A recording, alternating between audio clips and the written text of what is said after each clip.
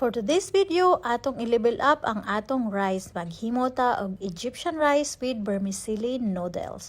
So mag-init lang ta og ghee, unya atong ibutang ang atong vermicelli noodles, ato na siyang i-fry hangtod nga mag golden brown. Pagkahuman, ato na siyang butangan og cashew nuts. Mas maayo kung na-roasted na ang cashew nuts mga bes para ma-brown siya, anya mas lami siya kaunon. Unya pag na-brown na ang ato ang vermicelli noodles, atong ibutang ang atong rice nga katong nahugasan na nga Egyptian rice.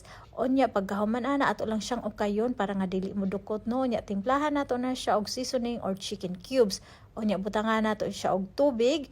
Ang measurement sa tubig ani 1:1 sa vermicelli noodles. Unya 1:1 and ihap sa atong Egyptian rice.